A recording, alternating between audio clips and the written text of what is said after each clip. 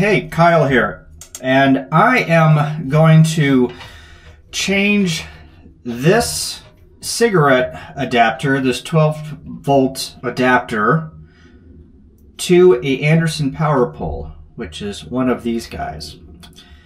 You might not know anything about Anderson power poles, but I am an amateur radio operator, and we use these exclusively on our 12-volt radios. And this 12-volt adapter is not the most secure, so I'm going to plug this side into my fridge. So I'm in the fridge box in the hiker trailer up at the front, and this plug right here, this line that goes back to the fuse panel, is going to be used for my fridge. And these things, whenever you put the IceCo cigarette lighter adapter in here, it wiggles itself out. And there's a lot of talk on the Facebook group, on the Verified Hikers exchange.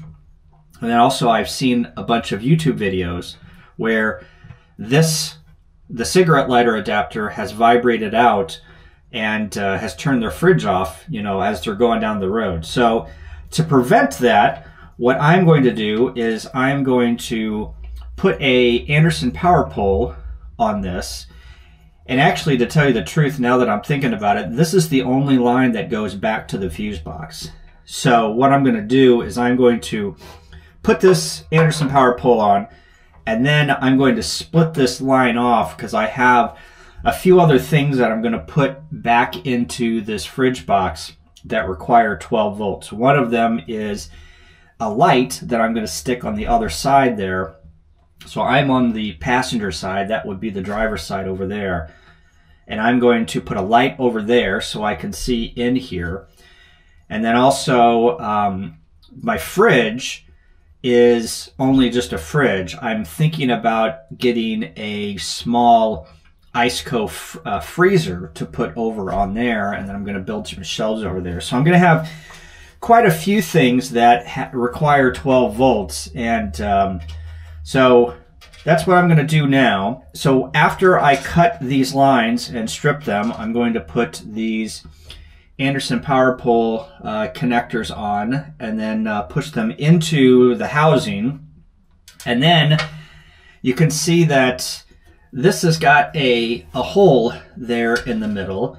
So whenever you fuse two of these together, or connect two of these together, you can put a mating clip on here, and that will secure this connection so this will never come apart. And also, to tell you the truth, I think I forgot one thing. Let me go and get a boot here, see if I have a boot. So I'm going to stop the video and I'm going to go get a boot for one of these guys, and I will be right back and I'll show you what I mean. All right, back. Here's the boot that I'm talking about, and it just goes over this power pole to keep it a little bit more secure. So that's what we're going to do here. So the first thing I need to do, I got two of them because I have to do the battery. On the other side, I opted, when I bought my trailer, I opted to get the battery leads for a second battery in this fridge box. So what I'm going to do here, I've got my pliers, my strippers, my wire strippers. I think what I'm going to do is I'm going to cut this off right at this junction. So here's the first, there's the second. And it looks like they have wired this. Yellow is positive and white is negative. So let me get a little bit more light in here. Never mind the car that just rolled by the garage here at 100 miles an hour. So whenever, I think this is about, is this 10 gauge wire? I want to strip this. There we go, perfect. So, first, I already did something you're not supposed to do. You're supposed to put the boot on first. So let me put this boot on and see how many wires I stripped out here. Yep, stripped out a couple of wires here. And you know what, hiker trailer, you don't use the best cable or the best fuses. So let's see if I'm actually going to get this. All right, so there is our first Anderson power pole that's on. So we're gonna go ahead and crimp this. So I have a crimper here, and it's got 15, 30, and 45 markings on here. So what we're gonna do is we're gonna crimp this in the 30, and typically you just line it up here.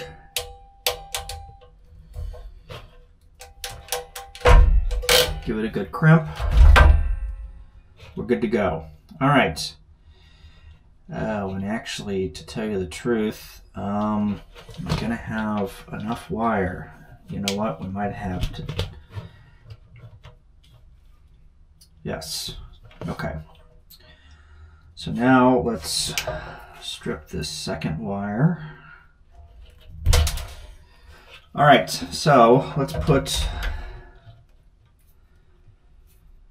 the second power pole on here.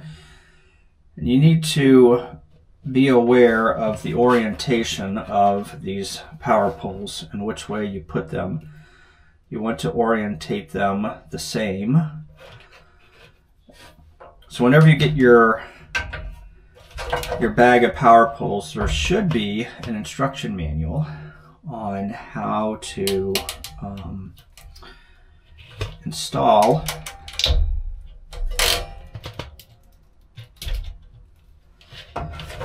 the power poles. So those look good.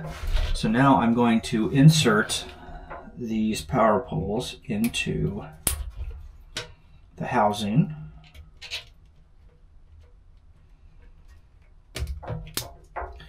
Till you hear a snap. So that is in there, and then I'm going to take the boot and push the boot up over the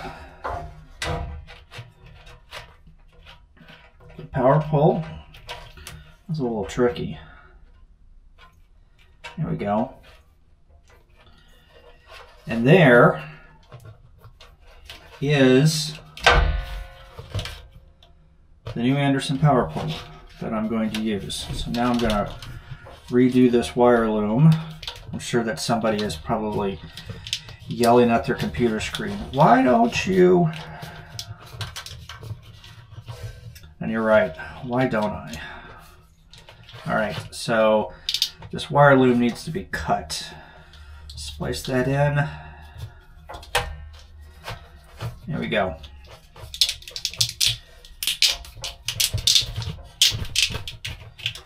Oh, hello. Good as new. So that is how you put an Anderson power pole on your fridge box connector that goes back to your battery. If you've got another way of doing this or need to ask some questions, put a comment in the chat. But I would suggest getting away from these guys. These guys are nothing but trouble. So anyway, hope you learned something. And now we're going to go and do the other side there, which is the battery. And I might take you along with that, but I probably won't do any commentary. So anyway, good luck, and hopefully you learned something.